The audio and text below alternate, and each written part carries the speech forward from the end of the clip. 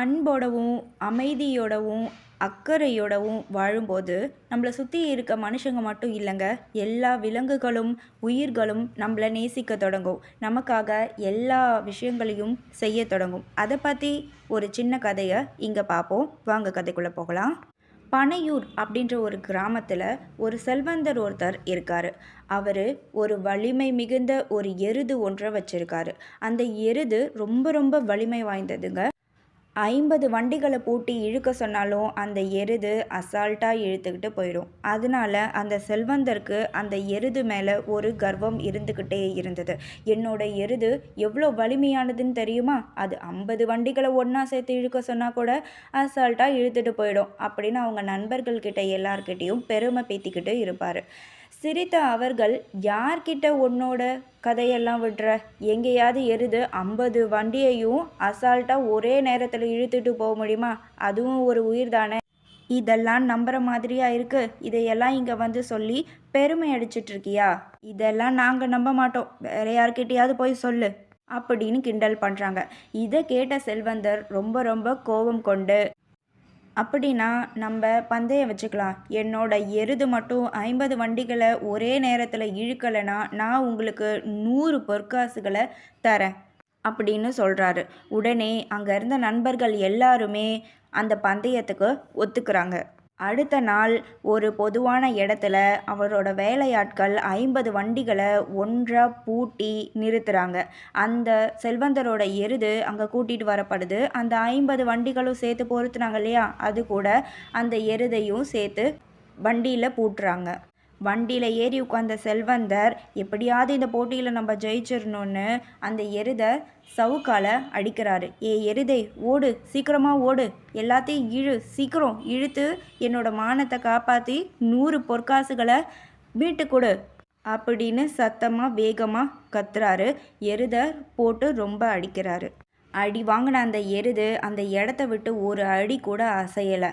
மாறா நகராமல் அங்கேயே கனமாக நின்றுட்டு இருக்கு. ரொம்ப நேரம் போராட்டத்துக்கு அப்புறம் தன்னோட தோல்வியை ஒத்துக்கிட்ட செல்வந்தர், நான் என் தோல்வியை ஒத்துக்கிறேன்னு சொல்லி 100 பொற்காசுகளை அவரோட நண்பர்கள்கிட்ட கொடுத்துட்டு வந்துடுறாரு. வீட்டுக்கு வந்த அவர் அவரோட எருதுகிட்ட போய், எருதை, உன்னால் 50 வண்டியை இழுக்க முடியாதா, நீ எவ்வளோ பலசாலின்னு எனக்கு தெரியும், ஏன் இன்னைக்கு இழுக்கலை, எதுக்காக என்ன அங்கே அவமானப்படுத்தின, உன் மேலே நான் எவ்வளோ நம்பிக்கை வச்சுருந்தேன் தெரியுமா, பல பேர் முன்னிலையில் நீ என்னை அவமானப்படுத்திட்ட அப்படின்னு சொல்லி கண் கலங்கி அழறாரு. அதுக்கு அந்த எருது சொல்லுது, என்னை ஏன் சவுக்கால அடித்து துன்புறுத்தின, இதே மாதிரி நீ அன்பாக சொல்லியிருந்தா நான் கண்டிப்பாக உனக்காக 50 100 வண்டிகளையும் இழுத்திருப்பேன். நீ என் மேலே செலுத்துகிற அதிகாரத்துக்காக நான் உனக்கு வேலை செய்யலை, நீங்கள் என் மேலே காட்டுற அன்புக்காகவும் இனிமையான சொற்களுக்காகவும் அன்போடு நடத்துகிற விதத்துக்காகவும் தான் நான் உங்களுக்கு இவ்வளோ வேலைகளை செஞ்சு கொடுக்குறேன். நீங்கள் என்கிட்ட இனிமையாகவும் அன்போடவும் பேசினா நான் உங்களுக்காக எதுவும் செய்வேன். நாளைக்கே உன் நண்பர்கள் எல்லாரையும் கூட்டிகிட்டு வா, 50 100 வண்டிகளை நான் உனக்காக இழுக்கிறேன் அப்படின்னு சொல்லி ஆறுதல் சொல்லுது அந்த எருது. அதுபடியே செல்வந்தர் அடுத்த நாளையே ஊரையே கூப்பிட்டு, எருது 100 வண்டிகளை இழுக்கும் அப்படின்னு சொல்லி பந்தயம் வைக்கிறாங்க. அன்னைக்கு அந்த எருது பூட்டப்படுது, 100 வண்டிகள் கட்டப்படுது. அந்த எருது கிட்ட செல்வந்தர் ரொம்ப ரொம்ப அன்போட, இங்கேருந்து செல் அப்படின்னு அமைதியாக அன்போடு சொல்கிறாரு. அதை கேட்ட எருது உடனே அவரை கூட்டிக்கிட்டு அவரோட சேர்த்து அந்த 100 வண்டிகளையும் இழுத்துட்டு போகுது. இதை பார்த்த ஊர் மக்கள் எல்லாருக்கும் ஒரே ஆச்சரியம். அப்போது அவங்க எல்லாருக்கும் ஒரு விஷயம் புரியுது, இந்த உலகத்தில் அதிகாரத்தால் எதையும் சாதிக்க முடியாது, அன்பால் எல்லாத்தையும் சாதிக்கலாம்.